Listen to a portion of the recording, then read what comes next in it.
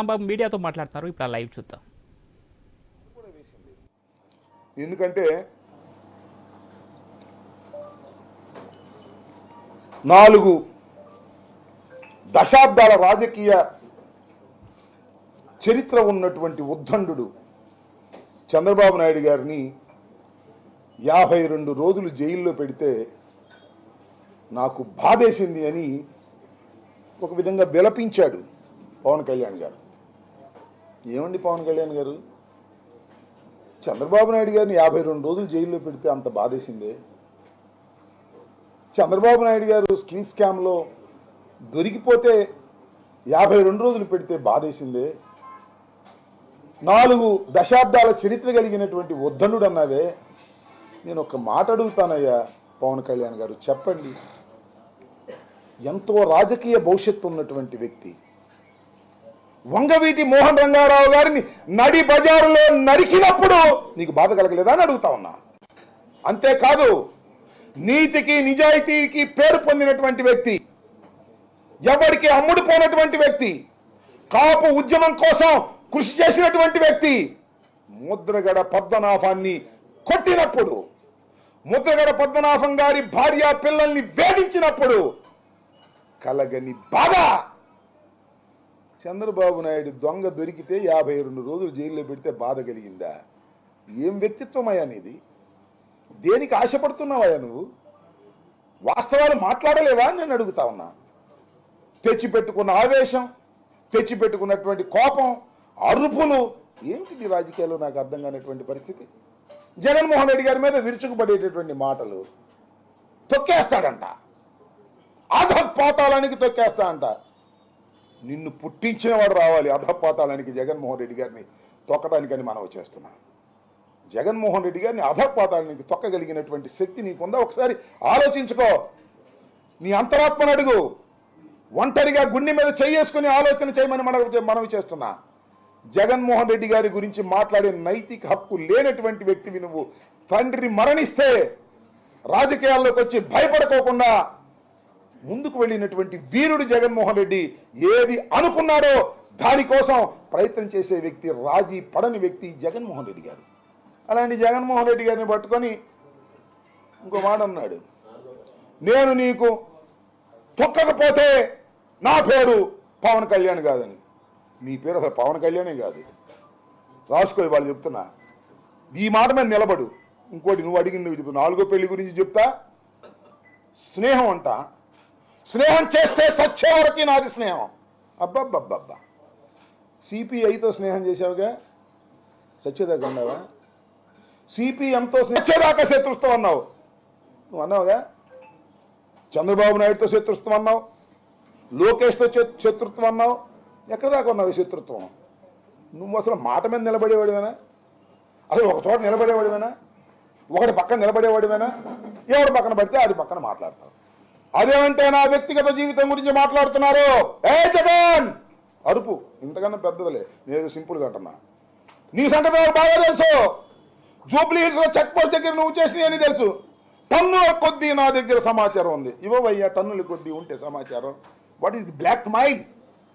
ఎంత cheap blackmail చేస్తున్నావు? జగన్మోహన్ రెడ్డి గారి మీద నువ్వు వ్యక్తిగతంగా చెప్పదలుచుకుంటే చెప్పవయ్యా, దమ్ముంటే అది చెప్పవు. బెదిరింపు, బ్లాక్ మెయిలింగ్. బ్లాక్ మెయిలింగ్ బడి జడిసే వ్యక్తి జగన్మోహన్ రెడ్డి గారు. నాకు 3 పెళ్ళిళ్ళు 4 పెళ్ళిళ్ళు అంటున్నావు, నన్ను దత్తపుత్రుడు అంటున్నావు. చెప్పని అడుగుతున్నా. ఎస్, నీకు మొదటి పెళ్లి కాలేదా? 2వ పెళ్లి కాలేదా? 3వ పెళ్లి కాలేదా? 4వ పెళ్లి కాలేదు. 4వ పెళ్ళాన్ని నువ్వా అంటున్నావు. 4వ పెళ్ళం ఎవరో కాదు నాయన, నాదెళ్ళ మనోహర్ 4వ పెళ్ళం. మేము మా చేత ఎందుకు చెప్పించుకుంటా? ఏమి నాకు అర్థం కాలేదు. జగన్మోహన్ రెడ్డి పెళ్ళామా? నీకు చంద్రబాబుకి మొగుడు జగన్మోహన్ రెడ్డి గారు, గుర్తుపెట్టుకోమని మనం చేస్తున్నా. ఇది ప్రజావాక్కు, నేను చెప్పేది కాదని మనం రాజకీయంగా మీ ఇద్దరికి మొగుడు జగన్మోహన్ రెడ్డి గారు తప్ప మరొకరు కాదు. నీ 4వ పెళ్ళం మనోహరు, అందరికీ తెలిసినటువంటి సత్యం ఇది. ఏం మాట్లాడుతున్నావు నువ్వు? నేను ఒక్కటి మనవి చేస్తున్నా, నేను అందరికీ మనవి చేస్తున్నా. ముఖ్యంగా తెలుగుదేశం ఏ మాటగా మాట చెప్పాలి. చంద్రబాబు ఎంతవరకు లిమిట్స్లో మాట్లాడాలో అంతవరకు లిమిట్స్లో మాట్లాడితే కొద్దిగా ఎక్స్ అయ్యాడు. నీ దుంప దగ్గర నువ్వేందయ్యా పిచ్చి పిచ్చి పిచ్చి పిచ్చి అరుపులు పిచ్చి పిచ్చి గందరగోళాలు? అయ్యా జన సైనికులారా, కాపు సోదరులారా, పునరాలోచించుకోండి. ఇతని వల్ల రాజకీయ పార్టీని నడపడం కాదు, రాదు. ఏ చంద్రబాబు భుజం మీద వేసి వెళ్ళిపోతాడు. నేను మనవి చేస్తున్నా, ఈ దుర్మార్గమైన రాజకీయాల్లో పవన్ కళ్యాణ్ అనేటువంటి వ్యక్తి ఏదో ఆటలో అరటిపండులాగా కొంతకాలం ఉండే వ్యక్తే కానీ అయ్యా 10 సంవత్సరాలు అయింది రాజకీయ పార్టీ పెట్టి. అసలు ఎందుకు 24 తీసుకున్నా నాకు అర్థం కాదు. అనవసరంగా ఆ 2014 లాగా ఫ్రీగా సపోర్ట్ చేయలేదు. ఎందుకు వచ్చింది గొడవ? 24 మందిని నువ్వు తీసుకుని వాళ్ళ ఆయన పెట్టలేకపోతున్నావు. నువ్వు ఎవరిని పెట్టాలి నీకు అర్థం కాదు. అసలు ఈ 10 సంవత్సరాల్లో 175 సీట్లకి 175 మందిని పెట్టి గెలిపించుకోవాలనేటువంటి తృష్ణ కానీ చిత్తశుద్ధి కానీ నీకు ఎప్పుడైనా ఉందా? మొత్తం టోటల్గా ఒకసారి నెక్కలు చూసుకోండి. లేవు. ఊరికినే అప్పుడప్పుడు రావడం, గెల్లడం, పోవడం, తిట్టడం, పోవడం. అదేమంటే దాని దుంప దగ్గర 2 చెప్పులు ఎత్తిట్ట ఇసరడం. ఏమిదా నీ రాజకీయం? నీకు రాజకీయాలు రావు. నేను మనవి చేస్తున్నా, కొన్నాళ్ళు పోయిన తర్వాత చంద్రబాబే తలకాయ పట్టుకుంటాడు. ఎందుకురా బాబు ఈ పవన్ కళ్యాణ్తో నేను పొత్తు పెట్టుకున్నాను అనే దశకు నువ్వు తీసుకెళ్లేటట్టు పరిస్థితిలో ఉన్నావు. మీకు చివాట్లు తప్పవు. చంద్రబాబు నాయుడు గారి ద్వారా ఇది గమనించవలసిందిగా నేను మనవి చేస్తున్నాను. రాష్ట్ర ప్రజానీకంకి నేను మనవి చేస్తున్నాను. ఇది ఈ పొత్తు ఆయన చెప్తున్నాడు విజయవంతమైన పొత్తు. పొత్తు విజయవంతమైందో లేదో తర్వాత తెలిసింది. సూపర్ సక్సెస్ అంట చంద్రబాబు చెబుతున్నాడు. కాబట్టి అట్టర్ ఫ్లాప్. నేను చాలా సందర్భాల్లో చెప్పాం, వైఎస్ఆర్ కాంగ్రెస్ పార్టీ చాలా సందర్భాల్లో చెప్పింది 1+1 = 2 ఇన్ మ్యాథమెటిక్స్. 1+1 2 అవ్వాల్సిన అవసరం లేదు. రాజకీయాల్లో 1+1 0 అవుతుంది.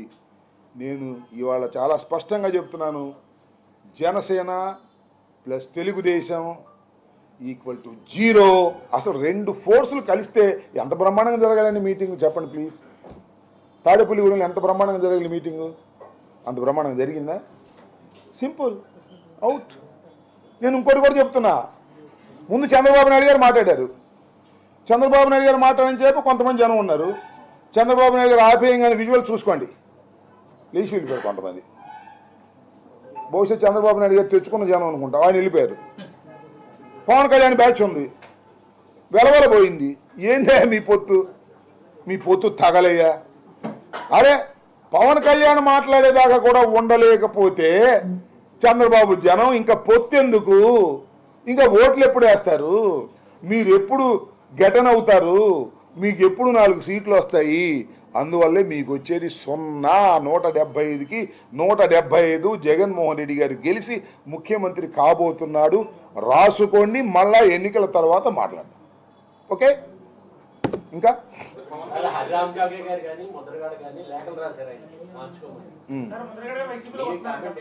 ఐ డోంట్ నో ముద్రగడ గారు వైసీపీలోకి వస్తున్నారనే విషయం నాకు తెలియదు, సమాచారం లేదు. సమాచారం లేని దాని గురించి నేను మాట్లాడను. 2 లెటర్లు రాశారు. మరి హరిరామజోయ గారు మాత్రం మీకు దండం బాబు, ఇంతకన్నా నేనేం చేయలేని చేతులు 2 పైకెత్తాడు. మరి అట్లాగే మన ముద్రగడ పద్మనాభం గారు కూడా వివరంగా చెప్పాడు, మా ఇంటికి 3 సార్లు వస్తా అన్నావు, రాకుండా పోయావని. ఏం దీన్ని బట్టి అర్థమవుతుందండి, ఏ మాటకి ఆ మాట. హరిరామ జోగయ్య గారు, ముద్రగడ పద్మనాభం గారు మాకు గిట్టినా గిట్టకపోయినా కాపుల్లో కాస్తో కోస్తో పలుకుబడి ఉన్నటువంటి నాయకులు.